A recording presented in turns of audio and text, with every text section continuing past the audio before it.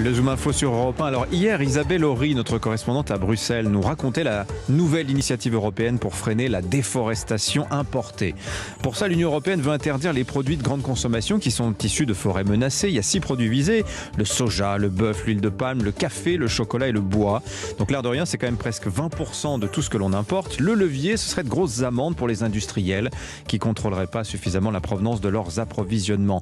Ça, c'est la puissance du premier marché de la planète. On peut donner le là sur les marchés. On peut quand même s'interroger sur les conséquences d'une telle décision, à être aussi sélectif. Le café va-t-il devenir rareté hors de prix? Le petit noir au prix de la coupe de champagne au nom de la planète. Alors sachez qu'ailleurs dans le monde, on n'aborde pas la question environnementale tout à fait de la même manière. Je vous propose ce matin un regard chinois sur la question. Bonjour Nathalie Bastianelli. Bonjour. Bienvenue sur Europe 1. Vous êtes l'ancienne directrice générale d'Havas Media à Pékin et Shanghai. Vous avez quitté l'entreprise il y a un petit moment maintenant, oui. 2013, c'est ça? Absolument. Et vous signez un livre étonnant pour qui ne connaît pas la Chine des gens, pas la Chine du régime. Quand la Chine s'éveille verte, qui nuance tout de même le discours sur le premier pollueur de la planète, qui rouvre des mines de charbon pendant la COP26, ça nous a tous marqués. Combien de temps vous avez passé en Chine d'abord? J'ai vécu là-bas 5 ans. Oui. Et vous avez fait beaucoup d'allers-retours depuis, vous continuez? Alors, depuis que je suis rentrée effectivement de mon expatriation en Chine, j'ai régulièrement voyagé en Chine tous les 2-3 mois parce que mon ONG que j'ai créée a organisé un événement annuel à Pékin ou Shanghai pour justement promouvoir une consommation consciente et responsable auprès des jeunes générations. Alors, il se trouve que la Chine, premier pollueur, je l'ai dit en termes d'émissions de CO2, mais il faut voir aussi les atteintes à l'environnement, en fait, parce qu'on parle toujours du CO2, mais il faut voir aussi les atteintes à l'environnement. Et paradoxalement, c'est la grande force de la Chine, puisqu'ils ont une conscience, les Chinois, très élevée de l'urgence à agir. Oui, parce qu'ils l'ont vécu dans leur chair, en fait.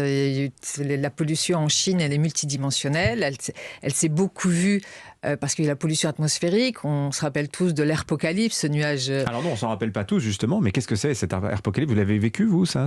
Alors moi je l'ai vécu, alors je ne vivais plus en Chine, mais je l'ai vécu quand j'y retournais. Effectivement, l'apocalypse, ça avait été traité dans tous les médias, et c'est vraiment les médias chinois qui ont donné ce terme, où il y avait un tel brouillard de pollution qu'on ne se voyait pas de l'autre côté d'un trottoir. C'est-à-dire, moi je me souviens que quelqu'un qui vivait pourtant à Shenzhen, dans le sud de la Chine, et quand il était venu, il m'avait expliqué qu'il était dans une ville du Nord, et quand il tendait son bras devant lui, il ne voyait pas ses doigts. Et il y a ça en Inde actuellement, à New Delhi, connaît exactement le même phénomène. Et ce phénomène d'apocalypse qui remonte à 2013 a vraiment provoqué une prise de conscience des autorités du régime chinois, mais aussi de toute la population. Et c'est ça qui est intéressant, c'est ce que vous racontez dans votre livre, c'est que la Chine est bien plus verte qu'on ne le croit. À quoi ça se voit ? Eh bien d'abord, quand en 2016, sur les 20 villes les plus polluées du monde, là aujourd'hui, la première ville la plus polluée est 17e dans le rang mondial. Et ça s'est vraiment déplacé en Inde, comme vous le dites. Donc déjà, en termes de pollution atmosphérique, les citoyens chinois voient à quel point ça a été amélioré. Et c'est vrai que le gouvernement, il y a vraiment eu un basculement. Pendant toute la construction de la Chine moderne de ces 40 dernières années, ils avaient totalement délaissé les problèmes environnementaux. Pourtant, la population vraiment...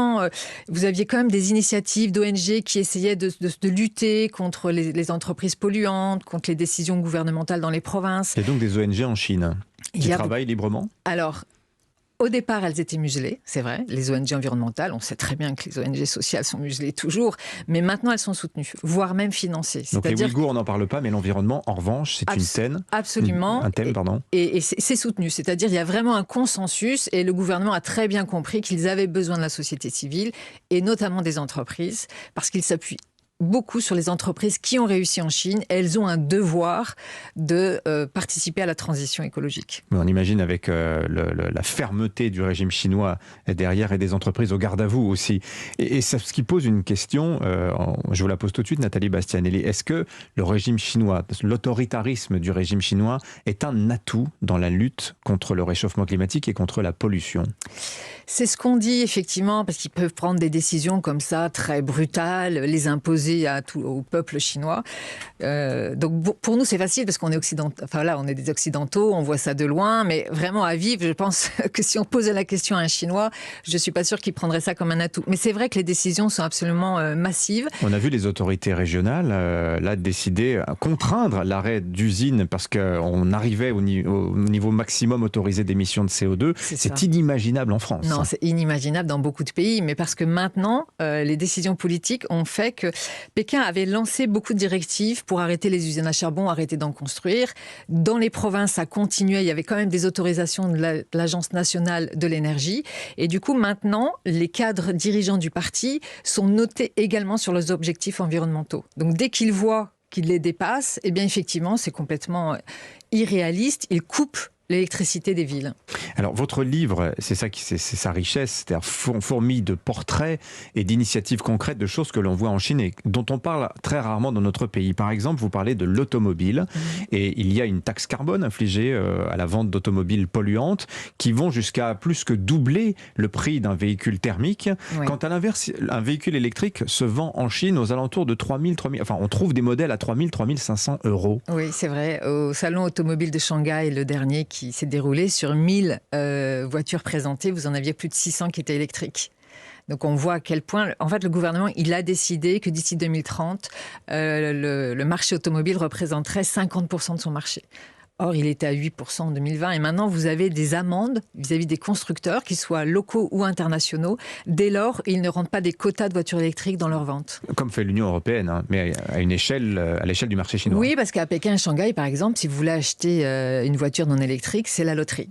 C'est-à-dire, vous souscrivez à un billet de loterie et peut-être que vous aurez la chance de décrocher le billet qui va être gagnant parce que vous ne pouvez plus acheter de voiture, de voiture à essence. Oui. Mais la question que je voulais vous poser m'échappe au moment où je voulais vous la poser. Mais cet effet signal-prix, est-ce qu'il engendre, est-ce que la population suit et est-ce que ça ne provoque pas des réticences de la population? Puisqu'on se souvient qu'en France, on a toujours cet exemple des gilets jaunes, où c'est une taxe pour le climat vendue comme telle qui provoque une colère populaire parce que c'est une atteinte violente au pouvoir d'achat. Est-ce qu'on observe des phénomènes comme cela en Chine, Nathalie Bastianelli? Vis-à-vis de la voiture électrique, non, parce que les Chinois ont tellement souffert de la pollution atmosphérique que pour eux, c'est une des solutions. Et d'ailleurs, ce qu'on ne dit pas, c'est que non seulement effectivement le marché de la voiture électrique se développe, mais parallèlement, le vélo est remis au goût du jour. C'est-à-dire les vélos partagés ont explosé dans toutes les villes de Chine, voire même jusqu'à des excès, puisqu'on a parlé des cimetières de vélos.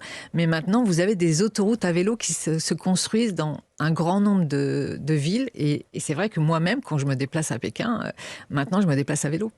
Alors, on va marquer une courte pause, Nathalie Bastianelli. On va parler de l'alimentation aussi, puisque précisément, j'attaquait en racontant cette initiative de l'Europe qui, veut quelque part organiser veut pour la gestion des forêts à l'autre bout du monde. Hein. C'est pour lutter contre cette déforestation importée, infliger des contraintes extrêmement lourdes aux industriels, avec peut-être cette conséquence de privation qu'on ne mesure pas, qu'on n'anticipe pas actuellement. C'est en revanche exactement le cas en Chine, où je vous donne un exemple. Quand vous allez au restaurant pour 10 personnes, il vous est fortement conseillé de ne commander que de 9 menus. On intègre cette dimension de privation alimentaire que pourrait engendrer le réchauffement climatique. Vous allez nous en parler, de ces comportements alimentaires qui nous paraissent, à nous, au point de vue français, absolument stupéfiants. À tout de suite.